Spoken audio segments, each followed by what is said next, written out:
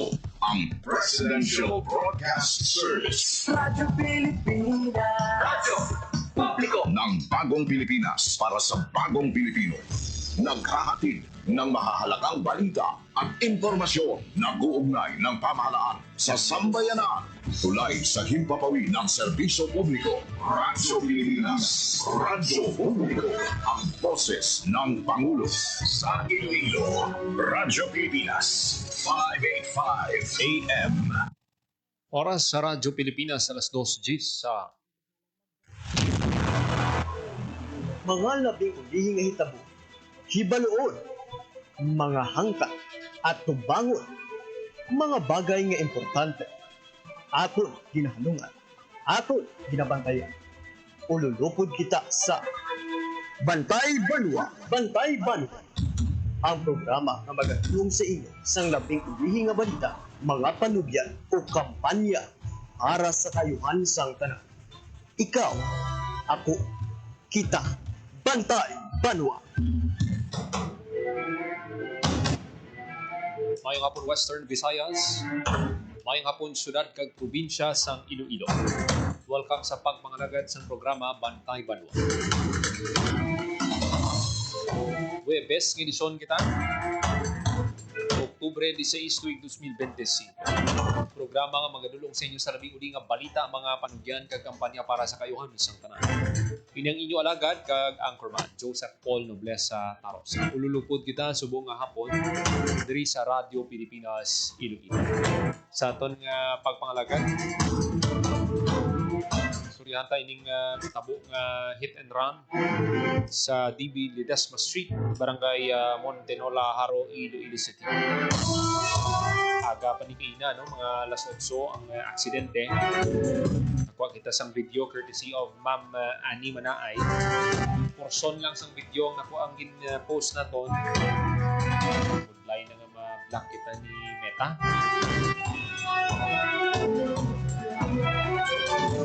Bilang pagsunod man sa guidelines man sa Meta, no, sa pag-post ng mga videos.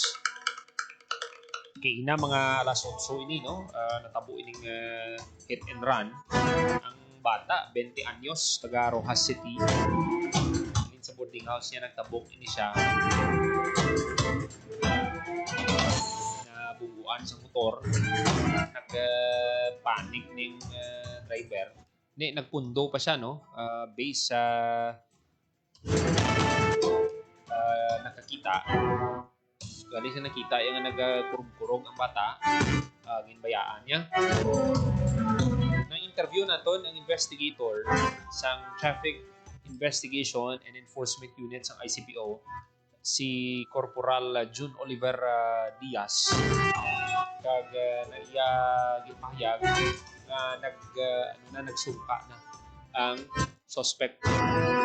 Nagbukas man ang campus ng suspect na mag-settle bayaran tanan, mga damages sa sining natabo, no?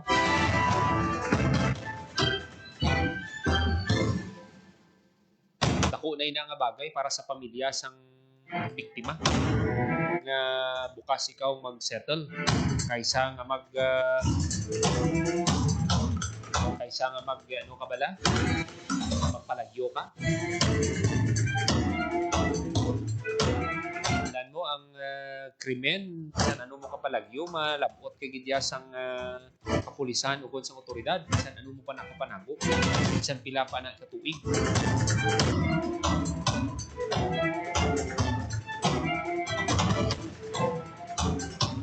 Samtang ang Office of Civil Defense Negros Island Region mga gabi na nagpatigayon sang inspeksyon sa pila ka mga LGUs malapit sa Negros Trench. Kabalakan man, no, ang ining trench, ang kaso nga linog. Okay, kung may mga mabaskong na linog, nakabalakan sini ang tsunami. Pero halos kada adlaw yan may linog, halos kada adlaw yan o lain-lain na lugar may kinabatsagit sa pagtayog.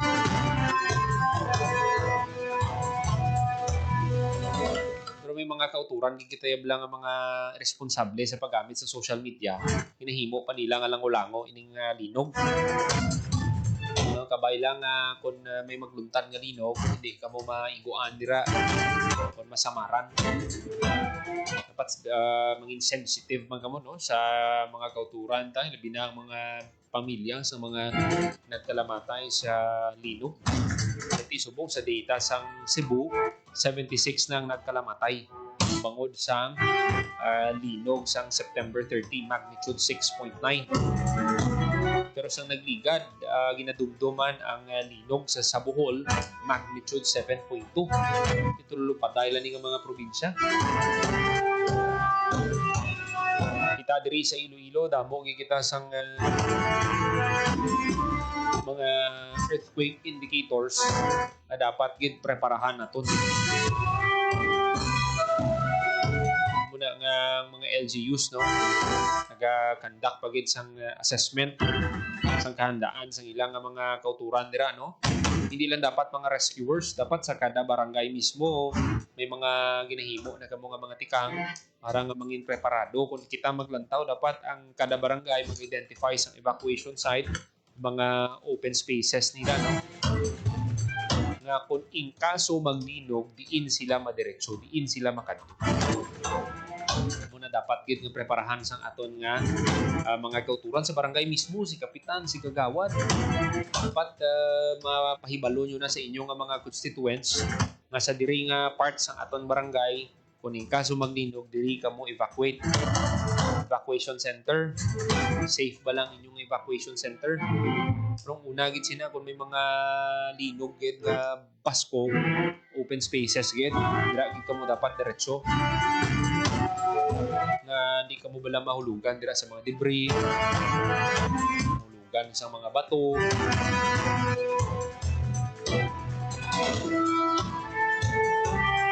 Samtang sa ibang panaton nga balita, nagpagwas ang desisyon sa nagligad ang Office of the Ombudsman na nagamando sa pag-dismiss sa duwag ka opisyal sang Zaraga, Mayor Jofel Soldevilla kag ni Vice Mayor Omar Lacson.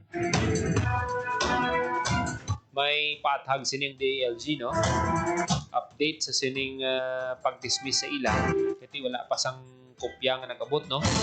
Pero bisan nga wala na sang kopya nga nag-abot, sa mga nakita naton nga mga post no, matamat naman nga naka impake, wala na sa mga gamit dito no ang alkalde sang Zaraga. Pero may mga legal remedies man ini sila pagkatunan nila ni kung anong mga pwede nila nga himuon. Problem bugat ni kay ang dismissal sa serbisyo nga pinalidad may dala ina nga mga benefits mo forfeited din na. Hindi ka naman pwede makadalagan or maka-hold sa public office. O muna ka bugat ang pinalidad nga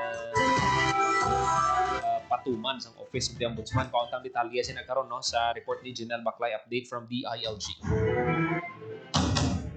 18 minutos magaligad sa takna ang 2:00 sa hapon.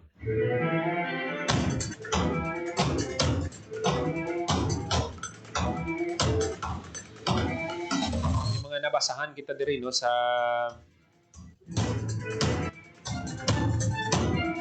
video bala nga gin-post naton nga kung nakita ninyo bala ining driver ni siya ining video nga gin-post naton nga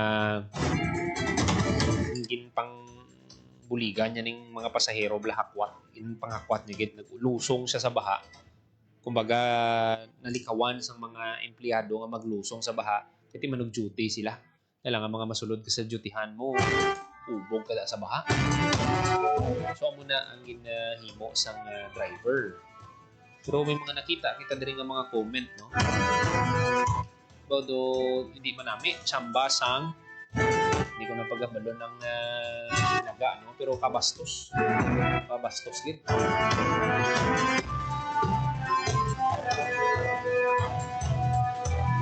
Bagado gin butangan pa sang Malaysia balang ginhimo nga kaayuhan sang driver. natingala kamo nga aduha lang ito mangkot naton ining driver no kay na naka-istorya ni sa iya. Ang siling niya sini duha lang ang nanaog. Kailangan man nga makwaton mo yung iba hindi ito yung manaog, di ba? Duha lang sa pasahero niya. Hindi makita mo man no, mabudlay na para sa ilang nga iisdog pa ang ang modernize. Naglusong din siya lapit-lapit sa tuhod ang baha sini. Imagine. Tapos hambalan ka pa sa mga kung ano nila dire yun. Nangyari pag ganyan na gambal, agoy, kung ako yung maubog na lang ko. O, sige ma'am, pwede man na ubog ka lang eh. May man na yan sa may nagapugong sa inyo. Pero damo man, no? Nakita na to damo sa gihapon niyang nagadayaw sa driver. At hindi taman na madiktahan.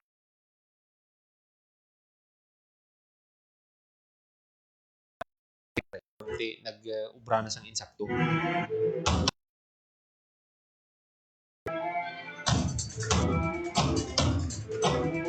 May ari kijang nami kido aring nami nga komento sang isa ka netizen no. Hindi sana binabaha kung maayos ang flood control sa Pilipinas. Amo na yang sakto. Kasi kung sakto gid man ang flood control, why gid man sang amo ni nga mga problema tani. Galing kiti ang flood control bala. Beneficial sa aton nga mga residente. Kung kunti mas nagtuga pag isang baha sa inyong lugar. 21 minutos magaling sa takna ng alas 2 sa hapon.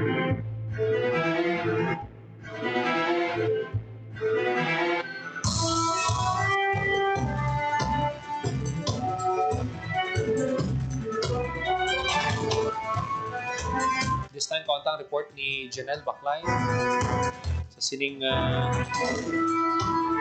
DILG nga statement sa sining pag-dismiss sa duwa ka opisyal sa banwasang Zaraga. Radyo Pilipinas, report. Paul, sa tion nga mapatuman ang dismissal order halin sa ombudsman sa alkalde kag vice alkalde sa banwasang Zaraga ang una kag ikaduha nga sangguniang bayan members sang Banwa amo ang magatalos sa nabakantihan nga posisyon. Ini ang ginpahayag ni Engineer Carmelo Orbista, ang Provincial Director sa Department of Interior and Local Government sa Iloilo, kag suno sa ilang ini ang nasanto sa Law of Succession sang Section 45 sang Philippine Local Government Code. Sa pahayag sang DILG sa ginpatawag nila yang press con, ginpahayag nila nga officially wala sila nakabaton sang kopya sang desisyon halin sa ombudsman bato kanday Mayor Jofel Soldevilla kag Vice Mayor Michael Omar Lacson kag pila ka anay SB members subong municipal officials.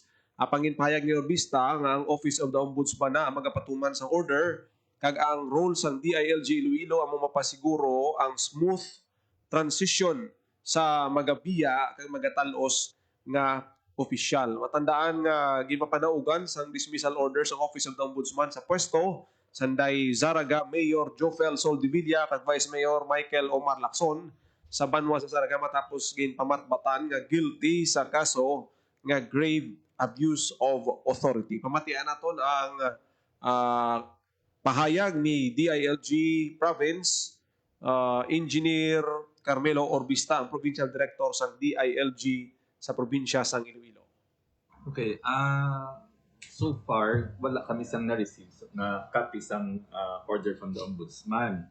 Nabatian lang namon, ang nakita naman syempre sa online, no, sa halin man sa inyo ganit sa media. So far kahulat pa kami subong sang copy nga if in case nga DILG will be provided with a copy of the Ombudsman order. Pero sir, to the moment naman, may copy na kamo sinong ma-execute or mahatag sa order? Actually, may memorandum abi ang Central Office. Kay lately, ang Central Office, ang Ombudsman ang naga-implement sang ilang order. Unlike sang una, nga may mga nga padala nila sa Central Office, no, and then the Central Office will send us a memo to implement the order. But since I think early this year, nga sila na ang diretsyo nga nag-implement sa aton niya local government unit. So ang central office nagpapanaal sa memorandum. In that case, ang role na lang naman is to ascertain kung nanaog na ang gina-dismiss or gina-suspend nga official kag kung nagsungko na ang nagbulos sa ila. So amo na lang na ang amon subo nga role, if in case nga sila ang nag-implement directly. Clarification na ito. Inang-roll yun ngayon, nakaginambal mo. Right after na niya, nga maserve na ang notice of this. Yes. So, time director na wala pa nakalabuot sa inyo ang copies ng order, and if na-serve na ang dismissal order, what's going to happen? Engineer Carmelo Orbista sang DILG Iloilo. Actually, suno sa kay Engineer Orbista, wala pa sila sa nang nabaton nga mga kopya, no? Especially hard copy. Kag ang ombudsman na sining maga-implement. Yung ila lang din ginapasiguro nga mangin peaceful kag matawhay kay usually ang mga kasubong sini may mga instances nga nagapakatiga ang piyak nga kampo ang kinahanglan sang seguridad sa turnover no sa posisyon. So diri niya nakalugar ang DILG nga suno sa ila ipasiguro nila nga smooth ang transition, no? Kay ti ang importante diri nga may proper nga turnover sa bahin sang mga magabulos nga mga opisyal. So as of now, ang first kag second councilor amo gidya ang maga-take over. Asanto sa law of succession nga igapatuman sang DILG. Pero ang pagpili sang mabulos naman sa duha ka mga konsyal kay magwasi ng masaka mo. Mayara man sang duha ka mabakante nga posisyon sa pagkasanggol ng bayan members kang iya may ginasunod dira nga mga procedure kag may mga recommendation dira nga kinahanglan pa no sa political party dahil sang mayor. Sang mayor. Amo na siya no dira mahalin ang recommendation kag kung hindi kita magsala ginapadala pa ina sa national for confirmation kay isang una mo na din natabo sa Iloilo City basta may approval no halimbawa sa kay isang time ni ang nag-resign to ya kay kay Councilor Plaridel Napa kag imuslan sa iyang utod pero may aray na sing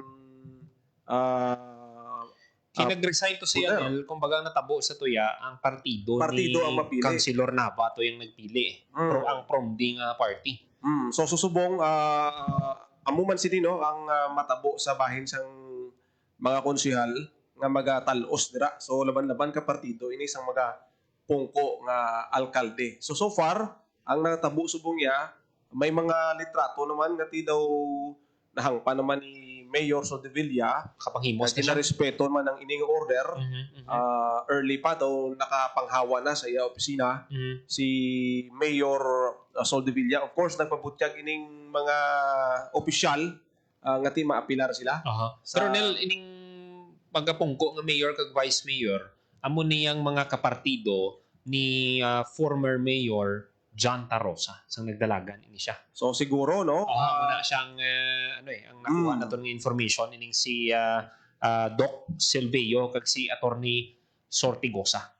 So bantayan naton ini nga mga development kay kagina may ara sing pagdililipon ang mga supporters ni Anay Mayor Soldevilla may prayer rally again patigayon dira pro daw expression na lang na sang sang ilaman nga pagka subo abi no sa nangin desisyon sang ombudsman as to power struggle daw wala man gid sang resistance as of now sa bahin sang mga manog biya nga mga opisyal sang aton siniya nga sang banwa sang Saraga. Kung hindi lang man ni si mayor kag si vice mayor may ara pa sang anay mga SB members man again suspend. May ara sing ang accountant, municipal accountant, budget officer, kag iban pa no nadala sa kaso nga grave abuse of authority. Nel, madamo gid ko salamat. Amo ni madulong naton nga balita para sa Bagong Pilipinas, General Baclay, Radyo Pilipinas, Radyo Publiko. Radyo Pilipinas. Radyo Publiko. Radyo Pilipinas. There you have it mga kabyanan, ang report ni Janelle Baclay sa sining statements ng DILG. Sa karon wala pa sang kopya no ang DILG once kami ara na ti implement na yang pagsaka no sa duha ka opisyal via rule of succession. Radyo Pilipinas. Radyo Publiko. Radyo Pilipinas. May mga legal remedies man kung kita maglantaw dapat respetuhon ni isang tanan mapapartido man o kung kontra sa kanday mayor no muna may mga legal remedies man kung nga dapat nga magamit nila tilang taon ta kung anong obrahon sang kampo day Mayor Soldevilla kag Vice Mayor Lacson. Radyo Pilipinas. Radyo Publiko. Radyo Pilipinas. 30 minutos makaligan sa taknang alas 2 sa hapon this time papati naton sa inyo no ining interview ta kay Police Corporal June Oliver Diaz ang investigador no sa nagluntad nga hit and run incident dira sa BB Ledesma Street, Haro, Iloilo City.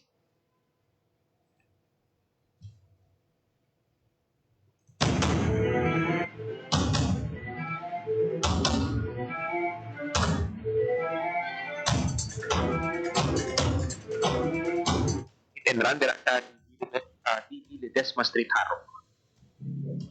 Good afternoon. Initially, ang aton yung victim na pedestrian, nagatabok siya sa dalan. Tapos na aksidente siya nabungguan sa isang motor na Honda Beat. Okay. Ang aton na biktima, ging dala dayon sang lapit na mga gwardiya na duty sa isang hospital, dala dayon sa hospital. Pero wala nila pansin ang ating driver ako nakaplagyo. Okay.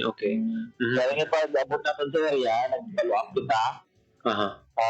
Sa bulig ng mga barangay official, na-identify natin ang driver ng motor. Okay. Sa bulig.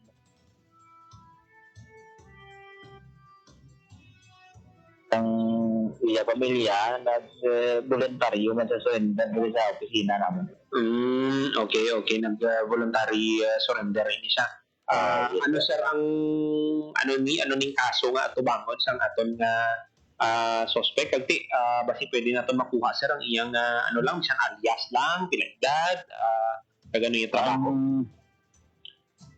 So, napakita siyang decision niya pero sa gagawin na itoryak sa telepono, hindi siya mag-decision. Gusto rin lang niya makita ang iyang bata at gusto niya i-hold na lang danay sa office. Hindi namin ko sir ang suspect, balang suspect. Mga atong suspect, ari ko na sa office, edad sa isang 20 anyos, 29 anyos, taga-residente sa mga barangay. Taga diraman sa DB Ledesma. Yes, taga Motinola man. Ti ano sir nga ang anong in-explain niya sir nga ang tinabungguan niya gito pagti based sa nakakita may naistorya kitang ginkantuan niya, ginpunduhan niya pero galing sang do medyo nga do nakita niyang sitwasyon sang pasyente sang biktima nagsalipot-pot siya sir. Dakop sa sang iyang kulba. Okay. Bayo na kulba sir, imbis na malagyo sa pakadto sa iya pamilya o manago, nagdiretso sa simbahan. Ay, okay. Dito bali sir, dito nyo saan gintakop? Pag panawag namon sa iya pamilya at datuan sa pamilya niya dito sa simbahan, hindi na dari pakadto sa amon sa opisina. Ay, okay. Sila mismo yan nagkadto dira sir sa inyo sa TU. Yes, sir. Okay. Sa karon sir, anong status sang sang biktima? Okay, sir, stable na siya sa hospital. Naulat naman siya sa parents siya kay magtamo sang abrasion na lang sa ulo pain sa lawas. Okay. Ano sa mga dako with injury sa lawas. Pero sa sir sa filing of case ang minor de edad ni sir ang victim ta? Minor pa? Hindi sir, 20 years old na siya. 20 years old. So anong ang desisyon? Anong desisyon nila bali sir? Hindi lang anay. I-hold lang anay. I-hold na anay ko na sir kasi willing na sila makipag-ariglo sa piyak. Kaya napasalig mo ng pamilya sang tiyak na mabulig. Ang suspect. Mabulig na mo. O ang mga pamilya sang suspect pala. Okay. Willing sila mabulig. Pero taga-diin ni sir ang ang victim ta if pwede ta mabalaan ng address lang. Taga Rojas sa sir, Rojas Capiz. O taga West Visayas naman sir. Ay. Oo, estudyante natin sa West. Okay, importante sir nga stable naman ang victim naton kay ara naman sa inyong custody ning suspect. Oo, sir. Okay. Sir, do kita na pon dira no? May mga nakita kita nga post na may mga masami do dira gidablami time nga madasig ang pagpadalagan. Sir, anong mapanugyan nimo sir sa aton nga mga pumuluyo man? Kung sa atin yung mga pedestrian na dapat kung galakat kita sa dalan, ibutang natin sa city ang ating gawlingon, ibutang natin sa igan. Okay. Hindi kita yung maglukat sa tunga sa dalan o malapit sa alagyan dito sa mga salakyan. Pero kung kita magatabok sa dalan, maglantaw kita sa wala kang tuong iban sa approaching na vehicle. Ito ang ating kontra makina. Kung ang makina yan mapugaan, mag-atag na siya isang dasig na dalagan sa iya na manigong salakyan. Pero suspect sir sa inyong pag-istorya, anong nga na bungguan niya gito ating biktima? Basi siya aligasyon sir ang buhay siya kapreparar nga nagdatabok ang bata. Tapos nagatag ko siyang kusina, ganyan nga ito na bata. Diretso. May headset sa dalundan ang manangaway siya sa bati isang kusina man ang motor. Pero ang sinasir ang lantawon taman kung sa mga nakakita ito may headset man or wala o basi iya lang na yung aligasyon man sir no? Aligasyon na lang sir, sige iapon aligasyon na itong inapapag sa mga witnesses na. Pero sir, based sa mga binustan sir, nag-try mga mong pagkikangot sa mga residente nga nakakita, ano sir ang ilay nga nakita nga pagtabuan dito pa ina? Sang pulis na gani sir, nagpamangkot, wala nagawas ang nalun sa interview sa pulis. Dalo ka naman sina sa dalan. Yes sir. Oo, pero kung may mga iba na tao ang mapamangkot, iduro na nakita chismis na makuha. Pero sa initial natin yung mga pumungutanan na sa mga barangay official natin kung paano nila nakuha ang informasyon. Amo na ako nagatabok ang bata nga may headset. Pero batian no, si Corporal June Oliver Diaz ang investigator sa Iloilo City Police Office Traffic Investigation and Enforcement Unit. May mga nagagilinuwa ang istorya, no? Wala pa man nila ni makuhaan sa side ang biktima. Pero ang nagagawa ng info, naga-headset ko, no? Aligasyon man lang na yung suspect. Pero dapat makuha na yung side ng biktima. Galing kay ginatry man tani isang kapulisan nga makakuha sang sang CCTV, galing wala sang CCTV sa lugar. Kay kung may CCTV, tani makita mo dira may headset gid man bala. O kung wala, tiyan mo na no, basta magtabok kita halong kita kay may mga nakita kita nga mga comments nga dira nga dalan, grabe gid man da magpadalagan ng mga nagamotor. Abi nyo ang nagbunggo sa tatay ko sang January, nakamotor man to. Salamat lang siya, wala kami nagkita. Ay, sus. Hindi lango-lango lang no. Pero basta nga ara ka mo sa dalan ng presence of mind nyo gid, driver ka man o kung nagatabok kang safety mo gid. Hindi ka mo pwede maghatag kumpiyansa gid. Ako halin sang time na natabo to sa akon nga airpat, mas nagdubling halong ko sa dalan. Wala man talaga na trauma no, pero aton lang gid nga masiguro ta. Dati siyempre matabo sa aton, may pamilya kita yung nagahulat sa aton nga pagpauli. Kaya siyempre sa mga nagadrive, amo man dapat. May mga pamilya man ka mo nagahulat sa inyo. Hindi ko mapriso ka mo. Diba? Dapat responsable gid ka mo, basta ara ka mo sa dalan. Willing man mag-settle ang suspect, pero ang request ng pamilya sang victim, anay, i-hold lang anay, story ang goal gitot sang pamilya sang biktima nga makita nila na yung bata nila. Kasi siyempre laban-laban nagpatsyag itong ulo niya. Wagang kalawasan niya gini.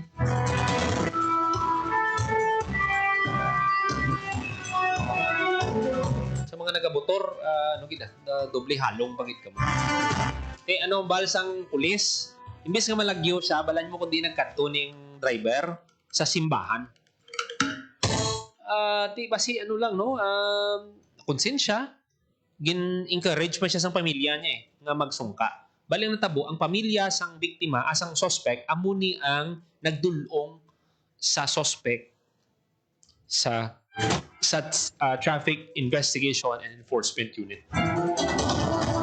Tuod man, isa sa magpalagyo ka. Mayugid yung tubangon mo ang sala.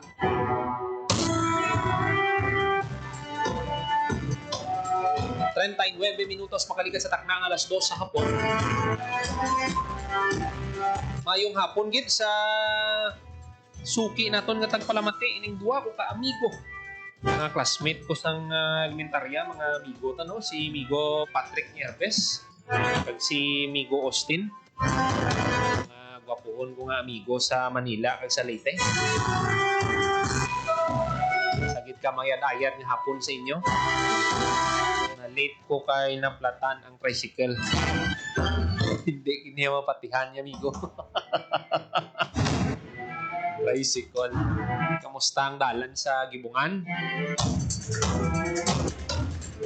Ligat ito, nagadanaw dito. Hindi na nga mapamunitan. 40 minutos magaligid sa takna alas 2 sa hapon.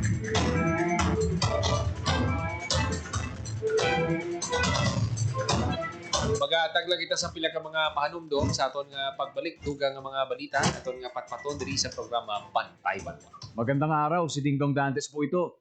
Narinig niyo na rin ba sa balita yung The Big One? O ang kinatatakutang malakas na lindol na pwedeng mangyari sa Pilipinas? Alam ko nakakatakot. Napakaraming tanong sa isip natin. Anong gagawin ko kapag nangyari yun? Saan ako pupunta? Paano ko ililigtas ang pamilya ko? Sa bawat tanong na yan, dapat may nakahanda tayong sagot at aksyon dahil mapapanatag tayo kung alam natin ang gagawin sa panahon ng sakuna. #panatag ang may alam. Maging panatag, Pilipinas! Time to celebrate kulturang Pinoy. Tradisyon, musika, sining, literatura, at iba pa. Anything and everything fun and Filipino. Ito ang Pinoy Kultura.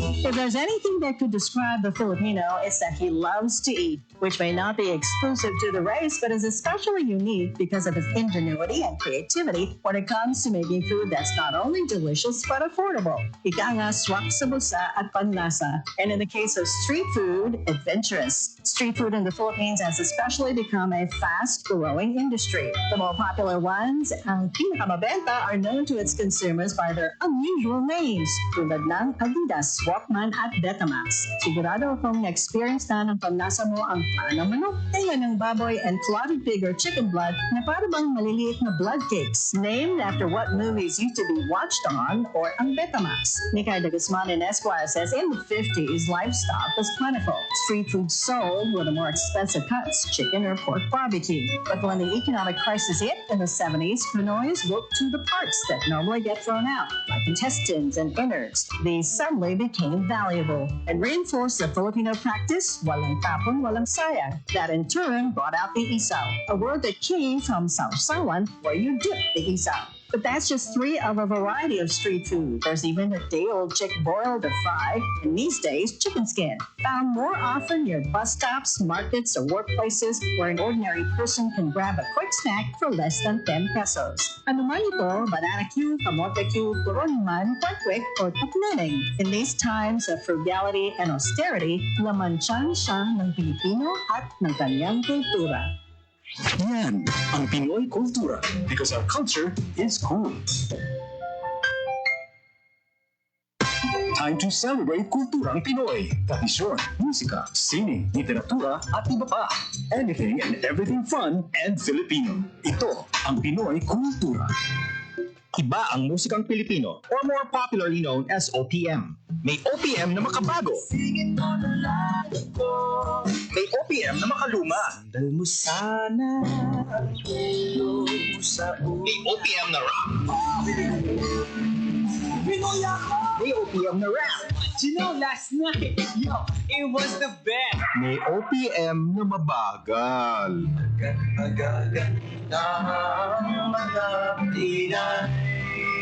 May OPM na mabilis.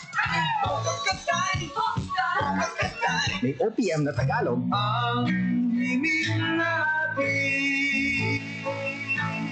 May OPM na English.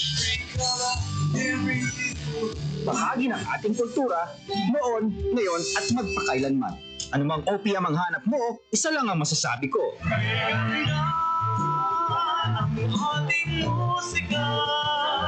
Yan ang Pinoy kultura because our culture is cool. Sana'y tiyakin ng mga magulang kung maipanganak akong malusog. Kumain si nanay ng masustansyang vitamin A panlaban sa infeksyon. Para din sa mata, balat, bumbunan at mga buto. Ayon, pagpabuhay ng dugo at muscles. Ayodin, pag-iwas sa komplikasyon at pagiging abnormal. Importante din ang check-up kay doktor. Kasi healthy nanay, ganda buhay.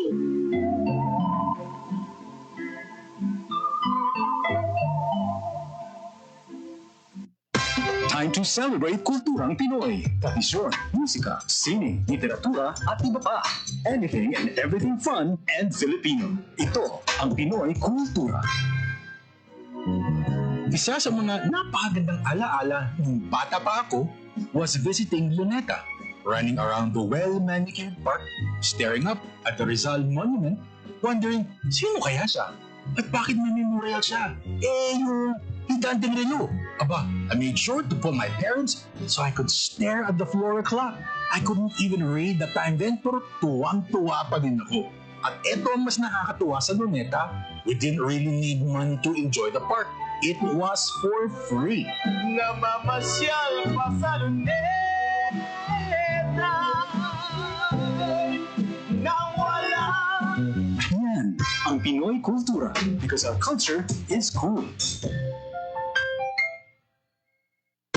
Time to celebrate kulturang Pinoy. Tradisyon, musika, sining, literatura, at iba pa. Anything and everything fun and Filipino. Ito ang Pinoy Kultura.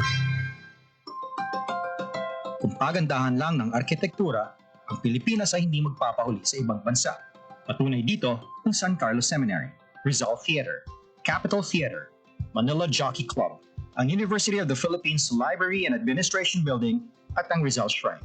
Ito ang mga likha ni Juan Felipe de Jesus Nakpil, ang tinaguriang Dean of Filipino Architects. Si Juan Nakpil ay nag-aral at nabigyan ng bachelor's degree in mechanical engineering sa Estados Unidos. Siya at ilan pang iba ang nagtaguyod ng Philippine College of Design in 1941, which unfortunately did not survive the Second World War. In 1973, Juan Felipe de Jesus Nakpil was named National Artist for Architecture. When he died in 1986, he was given a state funeral and was buried at the libingan ng mga bayani. Yan ang Pinoy Kultura because our culture is cool. 47 minutos, magkaligan sa taknang alas 2 sa hapon, padayon ka mong nagapamati diri sa Gyapon sa programa Bantay Banwa. Sa sunod nga linog,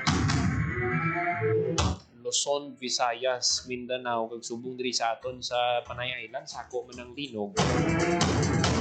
Kag sa bahin sa Negros. Ang Office of Civil Defense Negros Island Region sa pagpanguna ni Director Donato Sermeno III, nagpatigayon sa inspeksyon sa mga coastal local government units nga malapit sa Negros Trench. Lakip sa mga lugar nga ginbisita ni Director Sermeno mong Sipalay City, Ilog, kag Himamaylan City sa Negros Occidental. Sa Sipalay, sapol si Director dito sa mga cluster heads sa syudad. Naging pabudyag ang importansya sa pagsunod sa building code agud malikawan ang kahalitan kung may linog. Dapat stricto ang enforcement nila sini ang pag-implement sa mga lahi may katanan sa mga buildings. Balaan mo, dili mo gid makita kung in-house ang pag-aproba dira. Iti paglinog, mabalaan mo gid makita mo balang mga problema. Suno naman sa Ila City Disaster Risk Reduction Management Office, may mga gipatindog na substation sa mga remote areas nga ginabantayan sang barangay emergency response teams. May repeater man para sa mas madasig nga komunikasyon kung may emerhensya. Sa Banwa naman sang ilog natumod na sang lokal nga panguluhan ng mga evacuation sites kung magluntad ang tsunami. Nadala sang linog may hazard map man nga gin-develop duha ka tuig nang nakaligat agon matalupangdan ng mga lugar nga may mataas nga risgo. Regular man ang paghiwat sang community drills para mapabangkod ang kahandaan sang mga pumuluyo. May rapid damage assessment and needs analysis training man ang Himamaylan City.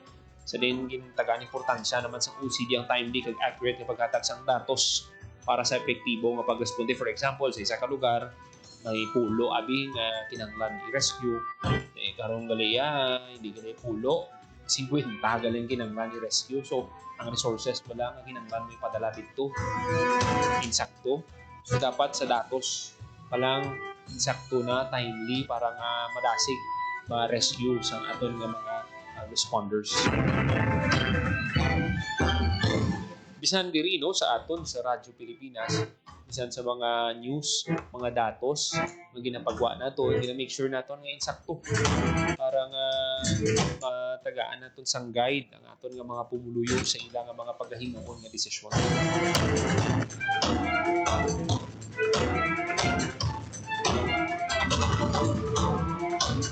50 minutos magalikat sa takna ng alas 2 sa hapon.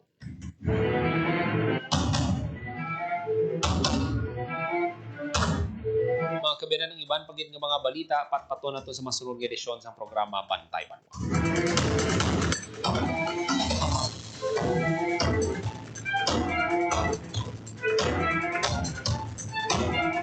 Pasalamatan nato naton mga kaupdanan sa technical side sa studio Engineer Roy Louis Caypan, sa transmitter Mr. Jeffrey Betita. Para sa Bagong Pilipinas, Joseph Paul Noblesa Tarosa. Radyo Pilipinas, Radyo Publiko. Ang inyong tulay sa himpapawid ng serbisyo publiko, ang Presidential Broadcast Service, Radyo Pilipinas,